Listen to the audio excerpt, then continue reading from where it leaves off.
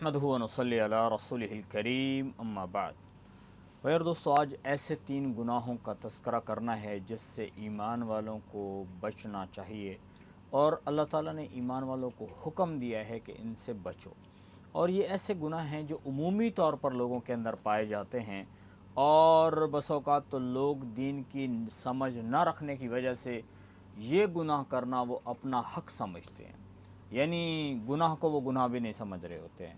ان میں سے ایک گناہ ہے بدگمانی، جس کو اللہ تعالیٰ نے قرآن پاک میں یوں ذکر فرمایا ہے، یا ایھا الذین آمنوا اجتنبوا کثیرا من الظن ان بعض الظن اثم۔ تو یہ آیت مبارکہ جو ہے ہمیں اس بات کا درس دے رہی ہے کہ بدگمانی سے بچیں،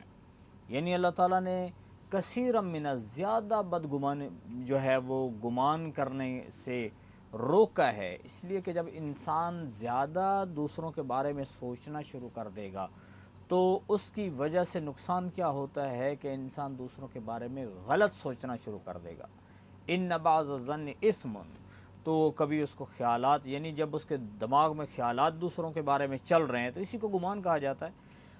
کہ وہ پھر کیا کرے گا، کبھی کسی کے بارے میں اچھا سوچے گا، لیکن زیادہ تر پھر کیا ہے، وہ اس کی گمان جو ہے لوگوں کے بارے میں خراب ہوتے چلے جائیں گے، اور یہ انسان گناہ کا شکار ہو جائے گا۔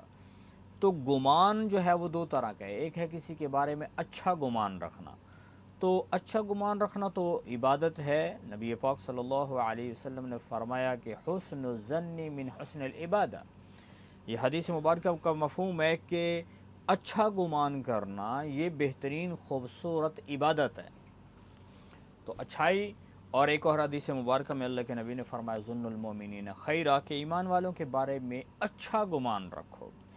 تو اچھا گمان رکھنا ایک عبادت ہے اور ایک اچھی چیز ہے، اس لیے جب دوسروں کے بارے میں اچھا گمان رکھیں گے تو آپس میں محبت پیدا ہوگی، ایک دوسرے کی عزت اور احترام کے جذبات دل کے اندر ابھریں گے۔ اور اگر ایک انسان دوسرے کے بارے میں غلط گمان کرنا شروع کر دے گا تو اس کی وجہ سے آپس میں نفرتیں بڑھتی ہیں، لڑائی اور جھگڑا اور فتنہ اور فساد کا ذریعہ بنتا ہے۔ سوء ظن یعنی برا گمان کرنا، یہ ایک بغیر کسی یعنی دلیل کے، ایک شخص جو ہے وہ مثال کے طور پر کسی کے ساتھ کوئی معاملہ کرنا چاہتا ہے، مثلا کسی کے ساتھ تجارت کرنا چاہتا ہے، کسی کو کوئی چیز دینے لگتا ہے، اور پھر یہ اس کے بارے میں گمان کرتا ہے کہ یہ میرا نقصان کر دے گا۔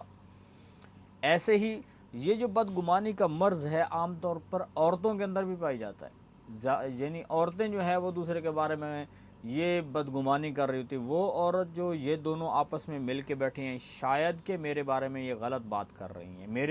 میری ہی غیبت کر رہی ہیں، یوں کہہ سکتے ہیں۔ تو یعنی دوسرے کے بارے میں ایسے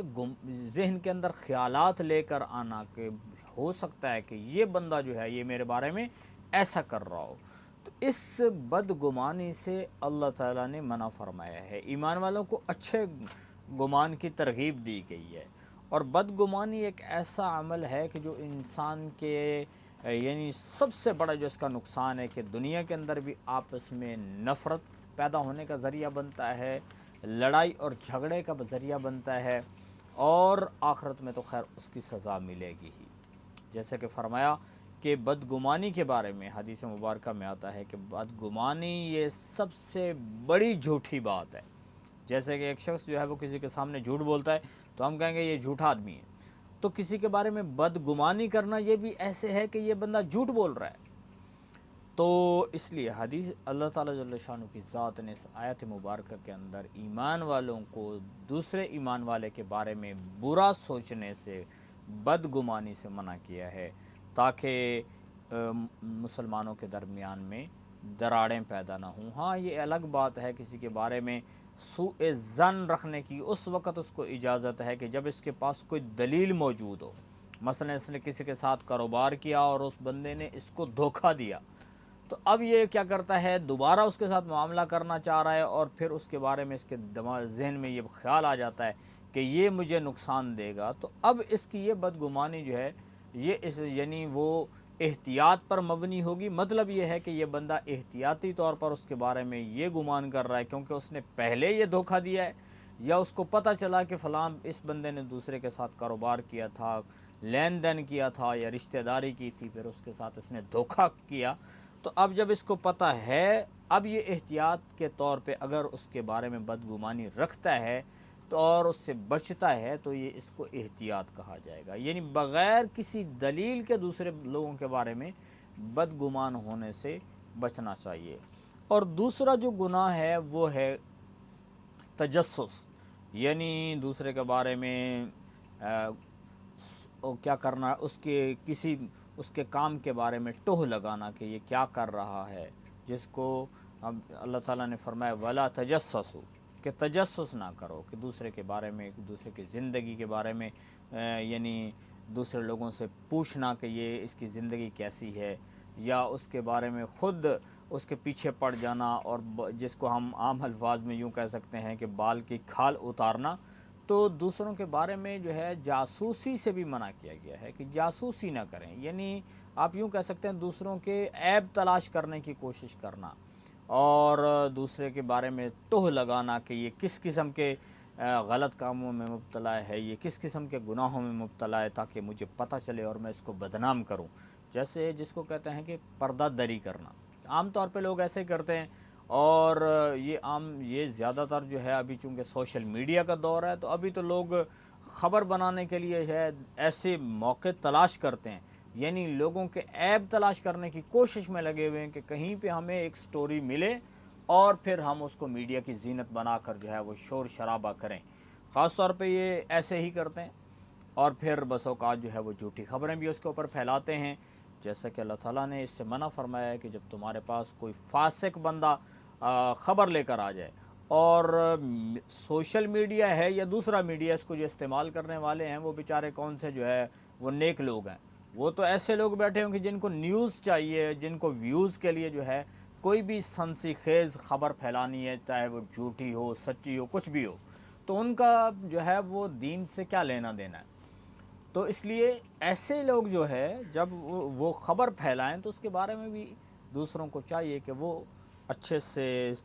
یعنی اس کو دیکھیں اور اس کے بارے میں تحقیق کریں کیا ہے کہ یہ خبر سچی ہے یا جھوٹی ہے۔ تو وہ لوگ بھی کیا کرتے ہیں، بیٹھے ہوئے خبر چلا رہے ہیں، لوگوں کی پردہ دری ہو رہی ہے، کچھ بھی ہو رہا ہے، ان کو اس کی کوئی پرواہ نہیں۔ حالانکہ کسی مسلمان کے عیب کے اوپر پردہ ڈالنا یہ بہت بڑی نیکی کا کام ہے،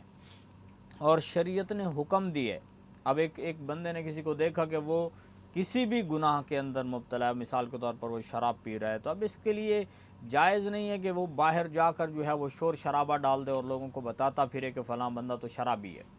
اور اس کے گناہ کے اوپر جو ہے اس کے گناہ کو چھپانے کی بجائے لوگوں کے اندر اس کو پھیلاتا پھرے اور اس کو بدنام کرتا پھرے۔ جس کی نیت ہی بدنام کرنے کی ہوگی تو وہ تو اس یعنی پردہ دری کرے گا تو دنیا کے اندر وہ اس عذاب میں مبتلا ہوگا، پھر مرے گا، یعنی اس کی بھی اللہ تعالیٰ پردہ دری فرما دیں گے۔ اور آخرت میں بھی ایسے ہے کہ جو کسی مسلمان کی پردہ دری کرتا ہے تو قیامت کے دن اس کے عیبوں کے اوپر سے اللہ تعالیٰ پردے ہٹا دیں گے اور لوگ اس کے عیبوں کو دیکھ رہے ہوں گے۔ تو اس لیے مسلمانوں کو چاہیے کہ ایک تو جاسوسی سے بچیں، یعنی کسی کے معاملات میں زیادہ ٹوہ لگانا، اس کے پیچھے پڑنا کہ اس کی گھر کی زندگی کیسی ہے، بازار کی زندگی کیسی ہے، یہ بزنس کیسا کرتا ہے، خواہ مخواہ میں اس کی نجی زندگی کے اندر گھس کر اس کے عیب تلاش کر کے لوگوں کو بتانا گناہ ہے۔ ہاں یہ ایک الگ بات ہے کہ کوئی جاسوسی کر رہا ہے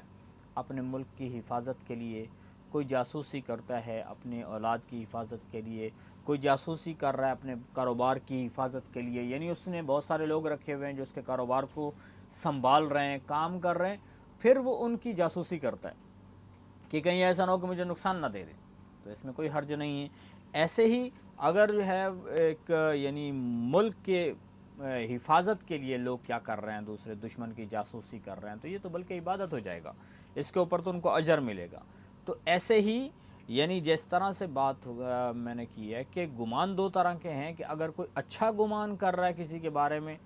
تو بھائی اس کو ثواب مل رہا ہے، اور اگر کسی کے بارے میں کوئی بدگمانی کر رہا ہے، خاص طور پر ایسی صورت میں کہ جو مثلا کوئی دشمن ہے، دوسرے یعنی کفار ہیں، وہ ان کے بارے میں بندہ یہ سوچتا ہے کہ یہ کہیں ہمیں نقصان نہ پہنچا دیں، تو اس کو احتیاطی طور پر بچنے کے لیے ایسا کرتا ہے، تو اس میں کوئی حرج نہیں ہے۔ تو جاسوسی کرنا اور عیب تلاش کرنا، اس سے بھی اجتناب کرنے کی ضرورت ہے۔ اور تیسرا گناہ جو ہے وہ غیبت ہے، اور غیبت کرنا یہ بھی لوگ اپنا حق سمجھتے ہیں، یعنی مثال کے طور پر غیبت کہتے ہیں کہ اس کو ہیں، اللہ کے نبی صلی اللہ علیہ وسلم نے فرمایا کہ اپنے بھائی کا دوسروں کے سامنے تذکرہ کرنا جب کہ وہ موجود نہ ہو، اور وہ ایسی بات سے اس کا تذکرہ کیا جائے کہ جو اس کو ناپسند ہے، یعنی ایک دو لوگ بیٹھے ہوئے ہیں اور تیسرے بندے کے بارے میں کہہ رہے ہیں کہ فلاں تو بندہ ایسا ہے، فلاں تو اتنا برا آدمی ہے، تو جب اس قسم کی بات وہ کر رہے ہیں اس کے بارے میں تو یہ غیبت ہے، اور غیبت جو ہے ایک ایسا گناہ ہے کہ جو کہیں بھی بیٹھ کے کیا جا سکتا ہے۔ اس کے لیے بھائی یہ ضروری نہیں ہے کہ وہ بندہ جو ہے ان کی مجلس میں موجود ہو یا ان کے گھر میں موجود ہو یا ان کے قریب موجود ہو، بلکہ دنیا کے کسی اور کونے میں بیٹھا ہوا بندہ اور یہ دو بندے مل کے اس کی غیبت کر رہے ہیں کہ اس کے اندر یہ عیب ہے، اس کے اندر یہ عیب ہے، تو غیبت سے بھی بچنا چاہیے۔ اللہ تعالیٰ نے ولا یغتب بعضکم بعضا، اور تیسرے جو جس عیب سے، جس گناہ سے بچنے کا حکم دیا گیا ہے، اور